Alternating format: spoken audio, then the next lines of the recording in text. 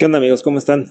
Oigan, la semana pasada hablamos de la reforma judicial, el retraso de los paros, y el episodio básicamente se trató sobre la entrada en vigor del Código Nacional de Procedimientos Civiles Familiares, que es esto que ha causado mucho conflicto en juzgados familiares y que seguramente la gente que nos escucha pues lo ha visto en redes sociales o incluso lo ha experimentado, cómo están los juzgados muy complicados por esta entrada en vigor del nuevo Código Nacional. Esa fue la primera parte de este episodio. Y nos quedó pendiente, si están de acuerdo en esta vez hablar de la reforma judicial, que también ha generado paros y retrasos, pero a nivel constitucional, es decir, cómo ahora se eligen a los jueces de forma democrática, que ya estamos próximos a que haya elecciones, el tema del Tribunal de Disciplina Judicial, etcétera. Pros, contras o comentarios que seguramente a la gente le interesará mucho saber qué se puede esperar de esta reforma judicial. Y si yo creo que lo más fundamental es, pues, si uno está en contra, a favor y por qué. Yo me adelantaría, por ejemplo, a decir que estoy a favor de que sea una elección democrática o semidemocrática, porque es una elección que a final de cuentas implica la preselección de perfiles, es decir, no cualquiera se puede ir a postular, como casi para ser diputado o senador casi cualquiera se puede ir a postular, y bueno, le da un poco de cercanía a las funciones judiciales, al pueblo, y un poco más de rendición de cuentas.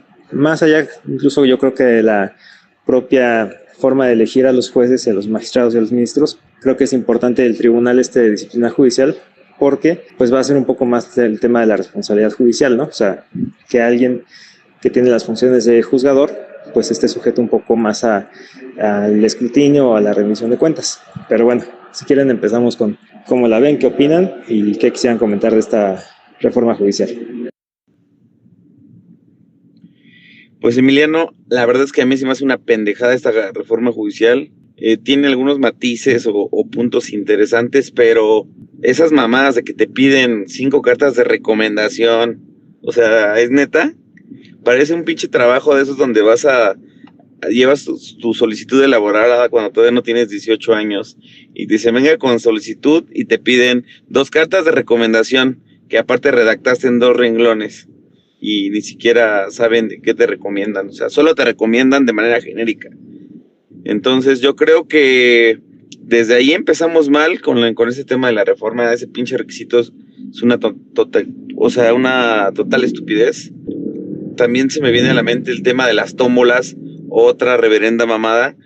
No es posible que dejes el patrimonio de la gente, sus situaciones familiares, cuestiones laborales, incluso su libertad personal a base de una tómbola. Y es que va a haber gente que va a decir, ay, es que sí, pero todos los que estaban en la tómbola eran gente capacitada para poder ser juzgador. Y la verdad es que yo he estado, no como juzgador, pero sí he trabajado como tipo órgano resolutor, donde analizas evidencia, material probatorio, escuchas alegatos de las partes y al final emites una resolución.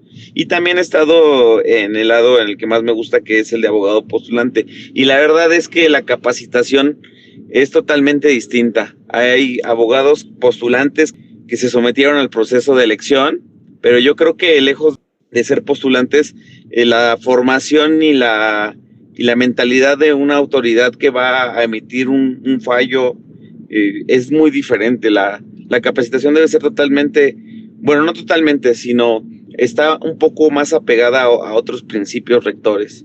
Luego entonces yo creo que para que la elección de jueces hubiese sido de la manera más adecuada, lo ideal es que se hubiera postulado únicamente gente que tenía o que tiene formación dentro de la carrera judicial. No es lo mismo poner a una persona que lleva un asunto de divorcio de Juanito Pérez contra Amelia López y dice, ay, a huevo, yo tengo 150 divorcios en mi despacho, tengo 150 divorcios y ya llevo 15 años litigando el mismo perro divorcio, porque aparte es incausado, que un juzgador que día a día ve temas de pérdida de patria potestad, alimentos, divorcio, o el otro tipo de divorcio de común acuerdo que bueno, van a decir es muy sencillo, pero también ve cuestiones de interdicción, de tutela, de curatela, sucesión testamentaria, sucesión intestamentaria. Son cuestiones que el juzgado analiza y tiene una complejidad, un mar de asuntos, y no solo en materia familiar, en materia mercantil, y no digamos la materia administrativa, que los litigios se resuelven con base en leyes administrativas que son súper específicas, donde a lo mejor un cabrón que tramita 100 nulidades de crédito fiscal por año y que lleva 8 años litigando esa madre, cree que por el simple hecho de llevar 800 asuntos que tienen el mismo fondo o se resuelven sustantivamente de la misma manera, dice, cabrón, yo me voy a postular para juez, porque para que se postulen otros pendejos que ya vienen recomendados, mejor voy yo. Y ya cuando llega al puesto, madres, cabrón, te toca un pinche litigio contra un otorgamiento de un registro sanitario, te toca un pinche litigio contra un tema en materia ambiental, un litigio en materia de comercio exterior, y vale madres. Entonces, yo creo que ahí hay un error fundamental en el tema de la elección, y que no se debió dejar participar a cualquier pendejo. No sé cómo lo vean los demás compañeros, pero esa es mi perspectiva. También me gustaría agregar que, imagínense que gane el pendejazo, el que les digo del Divorcio Felices SB, que constituyó su sociedad, que lleva 150 divorcios iguales todos, pinche machotazo, que incluso a veces lo previenen al pendejo, porque se le van los nombres del machote. Se postula para juez, es medio famosillo en su alcaldía de Iztapalacra o Iztacalco, y el güey gana, queda como titular del pinche juzgado primero de oralidad familiar. Y de repente, ¿qué pasa cuando llega un titular? Llegan todos sus pinches perritos, vamos a decir. Llega todo el personal que trae la persona, su gente con la que trabaja. Entonces, si el pinche titular está pendejo, ¿cómo creen que no va a estar pendeja la gente que llegue con él?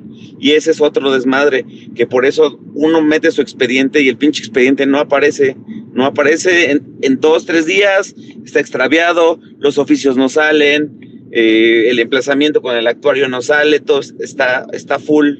El juez le vale madre que le platiques la situación y que le hagas ver que es una situación urgente, tal vez un tema de fijación de pensión al inicio del procedimiento. Y entonces todo esto va afectando pues al funcionamiento de los órganos jurisdiccionales. Entonces, como les decía, yo no creo ni estoy a favor de esta reforma, que yo creo que nada más es un pinche disfraz. Y no me gusta hablar de política, pero sí es un tema bastante complejo que traen ahí para tratar de disfrazar ciertas cosas. O sea, estoy completamente de acuerdo en que los perfiles tienen que seleccionarse bien y debe haber requisitos y que se pueden mejorar. O sea, eso sí no es un problema. Lo que planteo es que lo que sí me gusta de la reforma es la responsabilidad. O sea, al final de cuentas, quien metas de juez, sea el fulanito que dices, o un güey muy vergas o así, etcétera. A mí me ha tocado mucho a veces en resoluciones de juicios que dices, no mames, es pinche juez, la sala, el colegiado, ¿qué se fumó? O sea, qué verga. Me acuerdo mucho un caso en Monterrey donde la sala local se echó una resolución bien chingona así, pero neta, o sea, mis respetos. Llegó el colegiado en amparo directo y desmadró todo el pedo, así. O sea, lo volteó todo y dices, güey, qué pedo, ya es la instancia terminal de este pedo, ¿no? El otro día comentaba, bueno, creo que ya no lo llegué a comentar, que el único asunto que ha ganado la Suprema Corte fue tumbarle la sentencia de amparo directo, o sea, fue un amparo directo en revisión, a un colegiado, que también se fumó el pinche colegiado lo que quiso y sacó una sentencia así culerísima y se tuvo que ir a ganar a la Corte para corregirle la plana del colegiado. Entonces dices, no mames, o sea, si fuera cierto que así por capacidades tenemos un poder judicial chingón, ok, ¿para qué le movemos, no? Pero la realidad es que te puedes encontrar así desde el juzgado de primera instancia, que se rifa, que atiende bien, que resuelve bien, hasta colegiados que les vale verga, tal cual. Digo, hay mucha mala fama de nepotismo y eso no lo sé, no me consta, pero lo que sí me consta son resoluciones que de repente salen de la chingada. Y entonces el tema de la responsabilidad, que es al menos que sientan un poco los que están impartiendo justicia, que esperemos lleguen perfiles buenos, chingones, que sientan un poco que están siendo observados, ¿no? Y que están siendo puestos y en su caso quitados por la sociedad, y que a final de cuentas el tribunal de disciplina judicial pues dé un poco más de responsabilidad, o sea, que dices, oye, ya sacaste tu resolución con las nalgas, pues a ver, o sea, ¿por qué lo hiciste así? Y ya que haya un poco más de responsabilidad, ¿no? Habrá que ver cómo funciona. Y al final de cuentas, o sea, justo como dices, hay divorcios que el patrimonio de la familia, etcétera, etcétera, etcétera, que se pone en manos de los juzgadores, pero la realidad es que dentro de la, es mi realidad, dentro de la sociedad que tenemos, los requisitos para llegar a puestos donde se maneja mucho dinero y muchos intereses, mucho de ello, por ejemplo, recae en el presidente, que pues tampoco necesitas grandes requisitos, ¿no? ¿Qué tipo de gobernanza o qué tipo de funcionarios son los que tenemos? ¿Todos van a ser muy chingones? ¿O a veces sí, a veces no? Igual legisladores y así, etcétera. Y iba a decir otra cosa, pero ya se me olvidó. Qué verga. Voy a cortar el audio y ahorita me acuerdo. Es que justamente esa parte donde dices que son observados, a mi entender, quita la imparcialidad del juzgador. ¿Por qué? Porque ahora el cabrón que se puteó a alguien, como en el Fofo Márquez, güey, solo por el hecho de que ese juzgador estaba observado, decidió darle la pena máxima cuando, a mi entender, esa madre no era un intento de feminicidio. Habrá quien tenga su particular punto de vista, pero a mi entender es un tipo de presión social que se ejerce sobre los juzgadores y donde si 500 personas de la colonia Iztapalapa, donde está su asunto, dicen o quieren que el juez haga algo, el juez, por la presión social que tiene, puede ser removido por el propio pueblo, pues va a hacer lo que el pueblo quiera. Entonces, ¿dónde está el principio de imparcialidad del juez? Eso es algo que no me gusta tampoco. Ya me acordé. La responsabilidad, o sea, que se sientan observados, que estén así bajo un escrutinio, bueno, debería ser los efectos de la reforma tener una movilidad mayor de la que tienen ahorita los juzgadores. Creo que es importante. ¿Por qué? Porque, por ejemplo, a veces hay resoluciones ya a nivel colegiados o ministros, Suprema Corte, que hay tesis o jurisprudencias que van bien, por ejemplo, y luego salen al revés, ¿no? Caso concreto es lo de la UIF. Las facultades que tiene la UIF para bloquear cuentas, pues venían yo creo que razonablemente bien. Y por cuestiones que yo considero son políticas, se hace más complicado por medio de criterios que haya este bloqueo. O sea, en otras palabras, había jurisprudencia que decía, ok, la UIF puede bloquear y hay algunos requisitos y ahora hay más requisitos, ¿no? Lo cual a mí me parece incorrecto. Por cuestiones propiamente de la normatividad, del interés de la sociedad y de la prevención del lavado de dinero y sus finalidades, ¿no? Entonces, o sea, ¿cómo le haces tú siendo como ciudadano ante estas mamadas? Y esto es un caso que sale a la luz, que es de la UIF, que es de lavado de dinero, los bancos, etcétera. Ok, pues no se puede, ¿no? En teoría tienes al Congreso de la Unión para representarte, pues tampoco lo van a hacer, ¿no? Entonces, y así nos podemos ir más para abajo, que hay resoluciones que salen, tal vez por motivos políticos, por motivos económicos, por lo que sea, y tú como ciudadano, pues ¿qué? O sea, vas a ir a recusar al juez. Entonces, pienso yo, como interpreto la reforma, es decir, bueno, ahí está, ¿no? Por la forma que sea, con los requisitos que sean, seguramente irán mejorando, ¿no? Etcétera. Se tendrá un juzgador electo democráticamente. Ojalá sean buenos perfiles, capacitados y no cualquier pendejo. Va. Y ya que está eso operando, o sea que al menos como sociedad sí haya una especie de indignación, ¿no? Y al menos aunque sea mediático, por ejemplo, recordemos el caso de Devani en Monterrey. Supongamos que agarran, no me acuerdo, supongamos que agarran un güey y lo dejan salir, ¿no? O sea, al menos ahí, por ejemplo, la sociedad podría decir, no mames, a ver quién fue el pendejo que lo dejó salir. Pues sabes que, güey, tú chingas a tu madre, o sea, ni te vuelvo a elegir y que te caiga el tribunal de disciplina y a ver qué pedo, ¿no? O sea, debería, yo creo, de funcionar así la reforma, o es hacia donde se va. Lo que siempre dijo Obrador, el pueblo pone y el pueblo quita. Bueno, suponiendo que eso llega sí a una sociedad participativa, pues dices, va, los juzgadores que se postulen ya deberían de saber que no es tan fácil seguir intereses extralegales y que no es una posición invulnerable como de facto yo creo que es el ser juez. O sea, muy rara vez puedes encontrar un juez que dices, no manches. A fechas recientes fue realmente cuando de repente la fiscalía empezó como a decir, oye, este juez dio el sabadazo, empezó a soltar a criminales, vamos tras él y a ver qué pasa, ¿no? O sea, entonces debe de haber esa noción de que la función no es así, pues yo soy juez y chingas a tu madre y tienes tu sentencia y te jodes, ¿no? O sea, no tanto. O sea, es como matizar un poco la función judicial. como están matizadas otras. Los diputados, los senadores, el propio presidente, etcétera, etcétera, los del Banco de México, que hay elecciones, ¿no? Bueno, los del Banco de México no, eso no, pero los otros sí.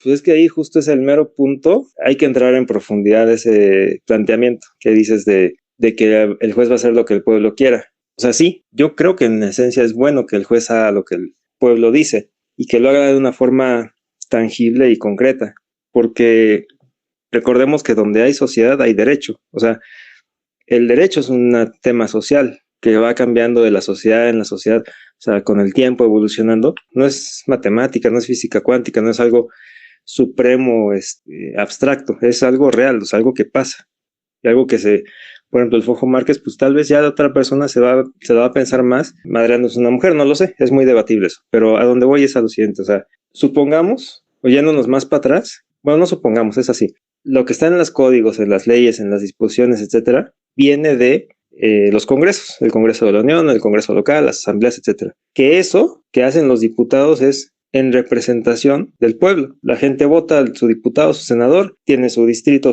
el senador, el diputado, perdón, y ya llega al Congreso y ahí votan las leyes, porque están haciendo y diciendo lo que sus electores le encomendaron, por así decirlo, o lo que ganaron. Ahorita el caso concreto es Trump, pues ahora es republicano. ¿Por qué? Porque ganó y porque hay apoyo, mucha gente está con los republicanos. Eso podría ejemplificarlo, ¿no? Entonces, no debe de haber, o yo creo que no debe haber una distancia tan grande entre el pueblo, la sociedad, la gente que le da vida al derecho y de donde el derecho surge y hacia donde el derecho va, a decir, pues tú votas por tu diputado, el diputado le vale madre, saca la ley que dice, que quiere, ni te preguntó obviamente y sacó algo completamente distinto a lo que votaron por intereses políticos superiores y ya, a la verga. Y entonces el juez aplica eso que fue hecho a la verga a la gente. Pero la gente es donde surge el derecho, el poder y el ejercicio del poder. Entonces, en teoría, habrá que ver cómo funciona. Digo, no es así cosa exacta que vaya a pasar, ojalá sea así, pero en teoría esta reforma va a hacer que la distancia entre las personas y los resultados de un proceso judicial sean más cercanos, ¿no? Porque el juez va a tener, en teoría, más cercanía con la gente y no simplemente va a aplicar en su lógica lo que dice un código y lo que dice el código que salió hace 80 años de un diputado, bueno, de un congreso de hace 80 años, que no tiene nada que ver con la sociedad de hoy. Es ese dinamismo de la generación y de la, bueno, sí, de que sí, cómo se genera el derecho y cómo se implementa el derecho, que es donde está, yo creo, la gran virtud de la reforma. O sea, quizás darle observancia a lo que hacen los juzgadores, darle cercanía y que la gente pues ya no diga, puta madre, o sea, porque el pinche código dice esto o la ley dice esto y el juez lo aplicó así como iba y esa pinche ley ¿qué? O sea, ¿quién dijo que era así? Obviamente hay matices, ¿no? Ya hay un marco constitucional donde no se puede llegar al lo que le llaman el extremo injusto de decir, pues ahora como todos queremos que le corten la cabeza a este cabrón, ahora le cortamos la cabeza a este cabrón. No, o sea, hay un marco de protección constitucional, pero dentro de ese marco, pues sí, si no es anticonstitucional, puede entrar, yo creo que sí, obviamente justificado, etcétera, para que sea válido, ¿no? Digo, comienzo mi participación con, no sé, es que tengo tantas cosas, sentimientos encontrados, porque esta reforma sí atenta a muchas cosas, cumple principios, pues se supone muy estudiados y muy estructurados, no solo aquí en México, sino en el mundo y durante hace muchos años. Nada más quiero empezar a debatir como el tema que dice Emiliano, que se acerca los juzgadores a la ciudadanía, pero mediante un marco, pero todas estas cuestiones, pero pues aquí mi pregunta, ¿qué no el derecho, la justicia tendría que ser objetiva? Me queda claro que sí, el dinamismo de la sociedad siempre va a ir más adelante del derecho, pero justo no podemos dejar de actualizarnos, cosa que, por ejemplo, el Código Civil de hace cuánto no se actualiza. La última gran reforma creo que fue en el 2000. De cuando acá el pueblo sabemos qué es lo que queremos, en un sentido teórico, práctico. Hay muchos criterios que es pues darle circo al pueblo, es lo que quieren. Vean en Roma, estas alegorías en el Coliseum, que eran, pues era lo que el pueblo quería, pero no es lo que necesitaba. Creo que, a ver, como justicia, la definición es clásicas, doctrinales, desde Aristóteles, es darle a cada quien lo que merece y lo que le corresponda. Entonces, en ese sentido, búsqueda de la verdad, ¿cómo voy a contraponer este tipo de situaciones que son objetivas contra la opresión que tiene el pueblo? Y pues ya entrando más en este tema de la reforma, pues a ver, a lo mejor a los abogados que litigamos en algún punto, que estamos más en contacto con esto, nos parece muy aberrante esta reforma, ¿no? Porque, a ver, objetivamente, cada juzgado es como una pequeña unidad o gestión que gestiona diversas cosas. Entonces, el juez que está ahí al frente, no se trata justo de que nada más aplica lo que dice la ley, lo del pueblo y la madre, ¿no? Entonces, tiene que tener otras habilidades de gestión de personal, de dirección, de avance de proyectos. Entonces, justo en los casos en los que dice, por ejemplo, Toño, del che güey que lleva 150 divorcios, pues a lo mejor sí va a cumplir con las credenciales que dice esta reforma, pero ¿tendrá capacidad para manejar un equipo? ¿Tendrá de verdad los criterios que se garantizaban mediante esta carrera judicial que se hacía,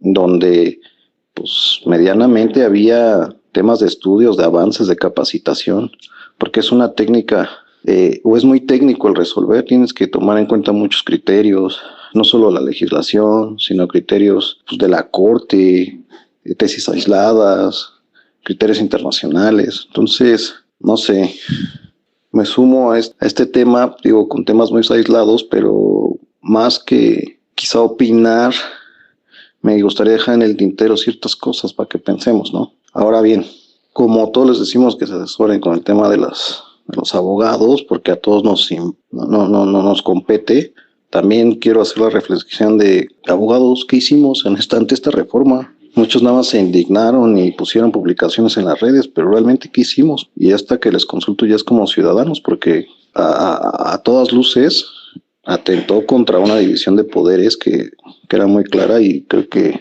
era razonable o sigue siendo razonable. Pero como ciudadanos, de verdad, ¿qué hicimos contra estas cosas? Ahorita, pues con esta aplanadora de la Cámara de Diputados, pues ¿qué hace uno, caray? Y según se deben para el pueblo, pero yo soy el pueblo y no me escuchan. Yo soy clase media, no tengo beneficios. Entonces está muy matizado esto. Digo, tenemos que entender que esta reforma de verdad fue política, o darle gusto a unos porque les parecía que ganaban mucho cuando quizá no tuvieron el mismo esfuerzo que tuvieron y se quemaron las pestañas para llegar a esos puntos. Entonces, pues dijeron, es muy fácil decir, pues como estos ganan un buen, y como los que ganan poco dicen, ya los fui a acusar y que les dije que estos ganan mucho y les voy a hacer caso a estos, les calenté la cabeza y para adelante. Entonces, no sé, ahí dejo muchas cosas en el tintero, dejo de aterrizarlas, pero ahí poco a poco vamos a ir desmenuzando más este tema. Y ahora lo que les decía de eso de qué hicimos, lo pongo a colación porque pues, yo como ciudadano pues, no hice nada. Me enfadé a comentarlo con abogados que se entienden de estas situaciones que litigan, pero no hice nada. Y también, ¿por qué no hice nada? Porque aquí iba a ser yo solo. Iba a dejar de trabajar para defender esto. Híjole, creo que soy más proactivo o tengo más necesidades que estas, ¿no? Y que lo dejo, porque sí es muy triste, la verdad. Yo estoy muy decepcionado. Como la mayoría pasó a perjudicar a muchos. Es que es justo lo que comenta Diego. El juez no solo tiene que saber un poquito de derecho o haber litigado 5, 6, 7 años o haber estudiado una carrera o una licenciatura en derecho, una maestría, un doctorado, porque también ya sabemos que esas maestrías y esos doctorados nos los pasamos por ya saben dónde, a los que no solo se dedican a la teoría o a cosas no prácticas y tienen 50,000 doctorados, sirven para 2 cosas. Entonces, justamente por eso yo comentaba que lo que se requiere es vocación por parte del juez, una formación netamente judicial en la que desde que entra un curso, un diplomado o una especialidad en ese tipo de cuestiones debe de formársele para el tema de ser juzgador, ¿no? Y las habilidades que comenta Diego, el manejo de personal, liderazgo, ese tipo de cosas que no cualquier persona las tiene. Entonces, yo nada más dejo ese punto ahí para reflexionar y al final cada quien puede pensar lo que su chingada gana se le dé. Esto último lo digo porque no va a faltar alguien de la audiencia que diga, ay, ese pinche abogado está en contra de nuestra cabecita de algodón y nuestra jefa Claudia Sheinbaum y la chingada. No, la verdad es que estos comentarios son netamente objetivos con base en mi experiencia de muchos años como litigante y algunas como resolutor en un órgano administrativo, claro está, pero netamente sí, estoy aportando comentarios que tienen sustento. No en cuestiones netamente políticas o afines a un partido político. Y bueno, ya para dar paso a este comentario pesimista que hice, siendo más resolutivos o más críticos, pues al final, como todo gran cambio, abordaremos muchas críticas buenas, que no creo de este lado, pero debe de haber algo bueno. Pondremos en evidencias algunas malas, aunque no todas, porque no nos da la vida, pero sí entender que, por ejemplo, esto de habilidades y demás, era una garantía para nosotros como litigantes porque la gran mayoría de los juzgadores en esta, que se le decía la carrera judicial, pues empezaban desde abajo, ¿no?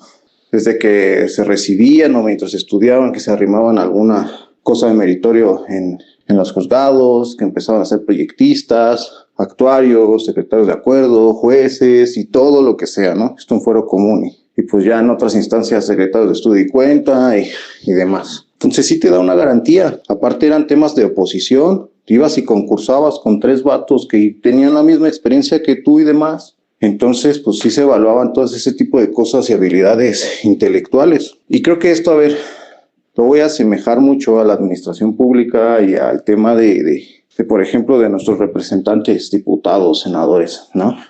Estos que son votados por elección popular. Yo creo que aquí sí debe haber un grado de especialización, un tema de un principio de servicio, porque los impactos hacia la comunidad o hacia el entorno son grandísimos, ¿no?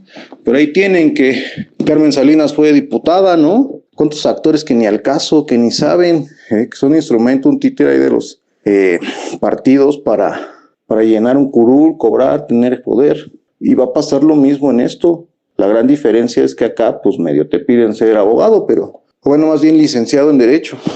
Pero también hay otro fenómeno que hay que estudiar. El estudio en general, la educación, se ha prostituido mucho. ¿Cuántas escuelas patito no hay por ahí? Creo que todos coincidimos en este podcast que estudiamos 5 años al menos para terminar una carrera.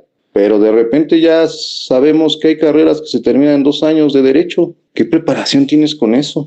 Y digo que se ha prostituido porque, o sea, el esfuerzo, y no demerito el esfuerzo también de los estudiantes de esas escuelas, pero sí los planes y los programas que pueden abarcar, ¿no? Yo les soy sincero, yo si me pongo al tiro con alguien de una universidad de este pelo, creo, o bueno, no, más bien reconozco que tengo mejores bases.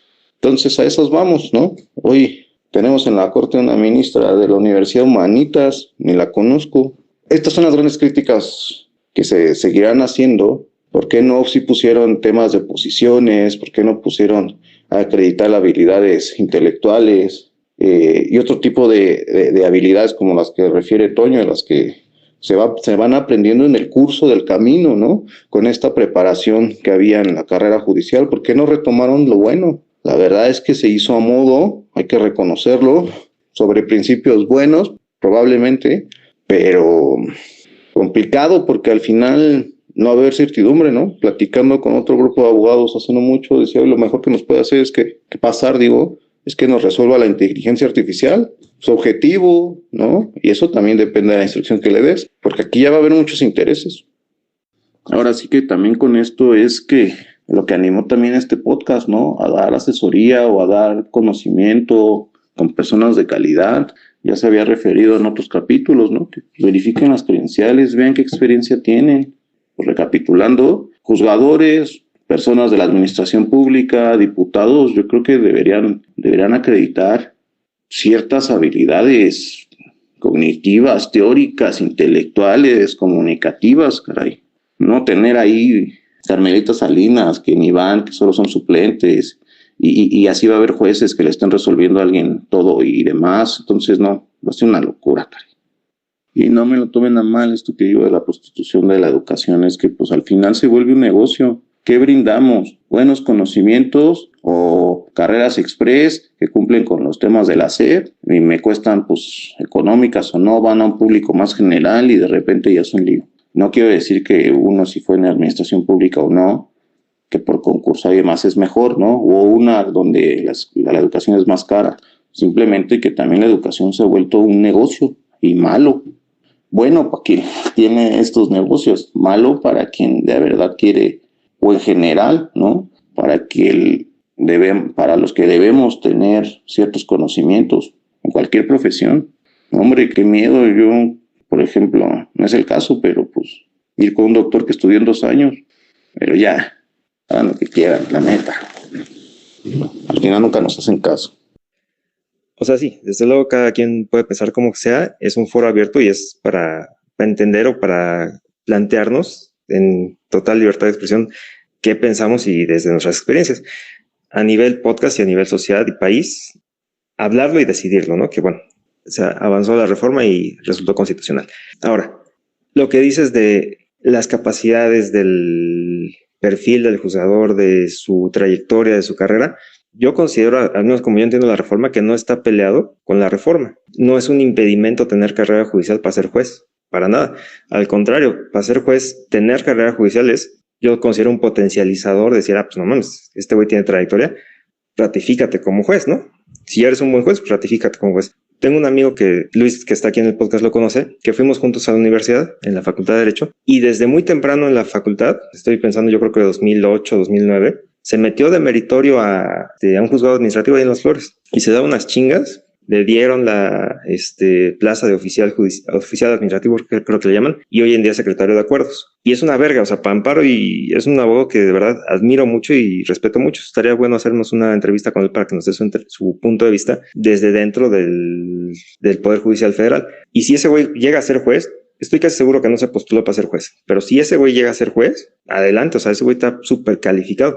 Tienes las credenciales, si tienes la experiencia, si tienes el conocimiento, si tienes la honorabilidad que debería tener un juez, ahí está, o sea, entra a la reforma, entra a postularte y vas, o sea, date y sé juez, ¿no? Que tal vez hubiera sido difícil llegar a ser juez por la vía tradicional, no lo sabemos, esos ya son cosas muy dentro del Poder Judicial de saber si sí es cierto que hay nepotismo, de si es cierto que hay plazas ya determinadas, no lo sé, no me consta y no lo sé, pero de que me queda claro de que la reforma le dice, a ver, tú eres un secretario de acuerdos chingón, con una trayectoria chingona, preséntate a las elecciones y gana, porque tienes muchos más argumentos que el abogado de los 150 divorcios que dices, Toño, de que no debería tener por qué ser. Está abierta la posibilidad y es un sistema que podría darle, además lo que ya dijimos antes, que es la cercanía con la gente y la revisión y la responsabilidad. O sea, darle la puerta, abrir la puerta a gente que dice que está ahí, que tal vez por determinadas razones no podía llegar a ser juez y que den ese salto. Y que los buenos jueces que están ahí se ratifiquen y punto. O sea, no es un impedimento tener carrera judicial para salir victorioso o seleccionado por medio de la reforma judicial. No, no lo es. Es que ya también entra aquí otra cuestión, ¿de qué te sirven tantas habilidades y demás si no te van a evaluar o no te van a elegir al final por eso? Ese solo es el check para entrar ahí a que te postules. Bueno, ya los que ya se metieron a que los sean votados. Al final, la verdad, te voy a ser sincero, aprender esto, no sé, por ejemplo, la Escuela Libre de Derecho, es una escuela bien buena, pues son bien perros. Los abogados salen, neta, son más duros, no son carismáticos. Pues alguien que no, digamos, que está basado su trayectoria en estudiarle y darle, pues a lo mejor no va a tener el carisma como para ir a hacer una campaña, ni va a tener las habilidades para hacerlas y caerle bien a la gente y vótame a mí, mira, porque estas son mis credenciales. Es que es el gran tema, no quiere decir que no sea bueno, no, sino que abre la puerta a quienes no son juzgadores, a quienes no tienen carrera judicial, a que estén ahí nada más porque pues el pueblo los eligió. Entonces, ya, o sea, al final, pues el marketing vende más, caray. Entonces es también la gran crítica, ¿no? Pues que los partidos van a estar ahí apoyando y empujando a todos sus jueces y pues para hacerlo a modo. Entonces, ya ahora sí, todos ahí le ve, ahí luego nos vemos. Sí, entiendo. Ahí luego nos vemos, a la verga, etcétera.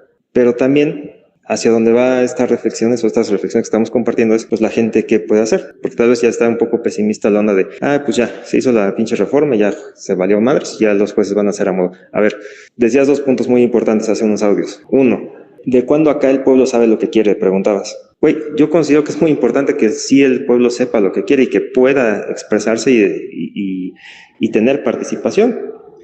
Si no fuera así, y si no estuviéramos cómodos con eso, pues ahí está Corea del Norte, ahí está Venezuela, países que existen y que ahí lo que la gente diga, pues no tiene caso. Corea del Norte y Venezuela son ejemplos de que ahí el pueblo está nada más para recibir. Ahí justo es lo que dices, de cuándo a cuál el pueblo sabe lo que quiere, pues el que está en el gobierno, que es Kim Jong-un y Maduro, dicen, a ver, güeyes, ustedes no saben lo que quieren, yo aquí les voy a decir qué es, ¿no? O hay otras democracias como que nada más es la pura pinta, que es, por ejemplo, Rusia y China, que pues hacen elecciones, pero pues ya sabemos que el bueno es Putin y el bueno es Xi Jinping y punto, ¿no? O tenemos otras democracias como la estadounidense, que todos los gringos acaban de darle todo su apoyo a Trump, ganó la Cámara, ganó el Senado, ganó la presidencia y de ahí va a impactar en los jueces de la Suprema Corte de allá. Y todo es rojo, porque estaban hasta el gorro de Joe Biden y dijeron, vas Trump, y te damos todo el poder. Aunque Trump en muchas cosas fue un candidato y es un presidente impresentable, ¿no? Entonces, del punto número 1 que decías, ¿de cuándo acá el pueblo sabe lo que quiere? Pues deberíamos de saber, o sea, yo estoy cómodo con que la gente sepa, que la gente pueda hacer una diferencia.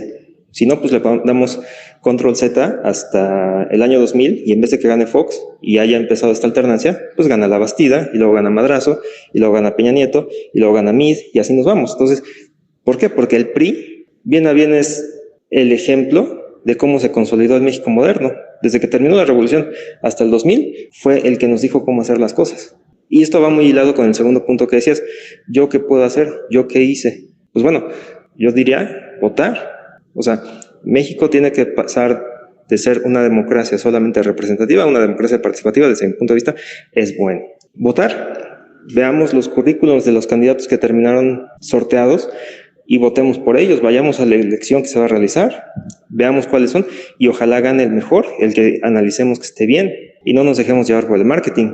J.D. Vance, el vicepresidente de los Estados Unidos, se los fue a decir a los europeos en su cara hace como 2 semanas. Europa, el principal enemigo que tiene es interno, una pérdida de valores y una pérdida de fortaleza como sociedad. No es el principal enemigo ni Rusia ni China, son los valores internos. Dijo, no es posible que por una campaña electoral donde entraron $200,000 a la campaña, se anule esa campaña, o está en riesgo de anularse esa campaña por $200,000. Y así se los dijo en su cara, decir, aquí está casi el precio de tu democracia. Los valores, que es lo que decía J.D. Vance, son muy importantes. El valor de decir, estoy de acuerdo con tal o cual candidato, voy a cambiar de régimen, pasamos a apoyar a Trump, a Morena, que regrese el PRI, que sea el PAN, como sea, pero que la gente participe, que tenga sus representantes y que tenga participación, me parece bueno.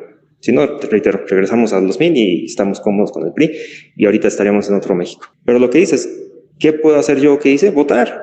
Y lo hablaba con mi amigo, el que comentaba hace unos audios, que es secretario de acuerdos en el juzgado de distrito en Las Flores, en administrativos. Decía, güey, es que entiendo que se quiera quejar y quieran defenderse los trabajadores del Poder Judicial de la Federación haciendo el paro y que los amparos estén ahí esperando. Pero esto se está tratando de resolver algo que ya se perdió en las elecciones. El ministro Ortiz Mena, cuando fue la sesión de la acción de inconstitucionalidad esta donde se determinó que la Constitución era constitucional, una verdadera aberración y una pendejada en la historia del sistema jurídico mexicano, que se someta a juicio la constitucionalidad de la Constitución en una acción de inconstitucional en un marco electoral. O sea, pero bueno, todo salió bien, gracias a Dios. Y resultó que la Constitución es constitucional. Le decía, el ministro Ortiz Mena decía en la sesión, no es un secreto que la reforma judicial estaba en la boleta electoral. Pues sí, era el llamado Plan C. ¿Estaba en la reforma judicial en la boleta? Pues sí. ¿Por qué? Pues porque ganó Morena y porque se le dio el respaldo del pueblo al Congreso, que tuvo mayoría al final de cuentas, y a Claudia Sheinbaum que ganó. Entonces, fue constitucional. ¿Qué hubieras hecho? ¿O qué hubieran hecho los abogados que están en contra o la gente que está en contra? Votar. Pero votar en su momento, votar para que ganara el PAN o para que ganara el PRI o para que al menos no ganara Morena. Votar, participar, porque sabemos lo que queremos como pueblo. Si no votamos, pues no nos conflictuamos después.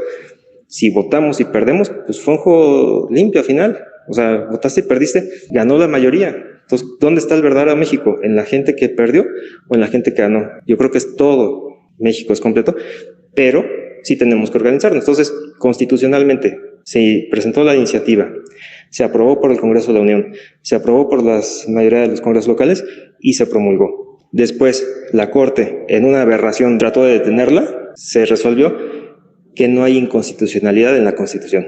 Y está vigente, está promulgada. Entonces, si queremos echar atrás la reforma, pues hay que organizarse y decir, a ver, ahora votemos en contra, porque la Constitución se puede reformar, regresemos al Consejo de la Judicatura, a los exámenes de oposición, a la carrera judicial, a todas estas cosas que en teoría son buenas, que reitero, hace unos audios yo estaba diciendo que tampoco es garantía, porque yo me he topado con jueces, salas y colegiados, o sea que hay ejemplos muy claros de pendejadas en resoluciones que lanzan, y que no digamos que ese sistema de la carrera judicial y así es la solución. No lo es. Hay jueces que también tiran pura pendejada en sus sentencias y la tienes que ir a componer a sala o colegiado. Y compartí un caso de colegiado que tiró también pura pendejada en su resolución y la tuve que ir a componer a la corte. Entonces, si queremos regresar a eso, ok, regresemos a eso por medios constitucionales. Respondiendo a tu pregunta, ¿cómo hacerle? Votando y participando. O si no queremos votar, pues bueno, nos estamos acercando a Corea del Norte, a Venezuela, a Irán, a todos esos países donde no tenían esos problemas democráticos como es este. Bien Toño lo decía, no, bien tú lo decías, Diego, y también lo decía Toño, es un problema político. Pues sí, la economía, el derecho y la política, desde mi punto de vista, son cuestiones netamente humanas y netamente sociales. No somos sustancias o no somos elementos químicos en un tubo de ensayo, es una sociedad que está viva y que dice, ahora, como los gringos, estamos hasta el gorro de Joe Biden, vamos con Trump, vamos a poner a América primero, vamos a ser la potencia que está enfrente de todos, ya no vamos a ser un patrocinador de Europa, ya no vamos a estar sometidos, nosotros somos la primera potencia del mundo, el ejército más chingón del mundo, vamos adelante y los más se joden. Güey, se vale que un pueblo diga eso, se vale. Y Trump lo fue a decir ayer y hace unas semanas, vamos a hacerla, o sea, ese orgullo también es válido. Entonces, la gente votó por eso, la gente quiere eso, la gente en Estados Unidos, adelante. La participación y el voto es, yo creo que la respuesta a lo que decías. ¿Qué hice yo? ¿Qué puedo hacer? Votar. Votar las elecciones de los jueces y votar en el siguiente periodo electoral al Congreso de la Unión y votar la siguiente presidencia con propuestas. Seguramente surgirán propuestas que digas, vamos a regresar. Morena hizo una bola de pendejadas. Va a salir seguro un candidato que va a decir, vamos a terminar con esta pendejada. Y si la gente lo respalda y gana, ganó, de toda ley ganó, y va para atrás y regresamos. Profundizando más en el tema, la reforma judicial que hizo Zedillo, donde se voló la Suprema Corte y instauró el Consejo de la Judicatura, a los argumentos que estuvieron defendiendo mucho la ministra Piña, el Ortiz Mena y todos ellos, hubiera sido inconstitucional. Pero ya no tenemos que estar viendo al pasado, vamos a ver al futuro. ¿Qué podemos hacer? Votar. Vamos a votar. Vamos a ver los candidatos que están, vamos a elegir el mejor juez y que llegue el mejor juez. Y cuando ese juez veamos que la caga, vamos a quitarlo y vamos a pedir que el Tribunal de Disciplina lo revise. Y en las siguientes elecciones legislativas, votar por la propuesta que diga, vamos a remediar este fiasco que es la reforma judicial. Órale, ahí tienes mi apoyo, hazlo, porque eso me representa. Si es que eso pasa. El pueblo, yo creo que sí es muy válido lo que siempre se dice, tenemos el gobierno que nos merecemos, votando o no votando. Y así llegamos al final de este episodio de Consejos Legales Bruscos. Síguenos en nuestra página y redes para más contenido y cuéntanos qué otros temas te gustaría que toquemos en los próximos episodios. Recuerda, aquí no damos asesoría legal, solo queremos que conozcan los pormenores de las situaciones que les contamos y que escarmienten con los regaños que les damos. Pero si lo requieren, contáctenos para crear su grupo de asesoría personalizada en WhatsApp, donde todos participaremos. Nos escuchamos en la próxima edición.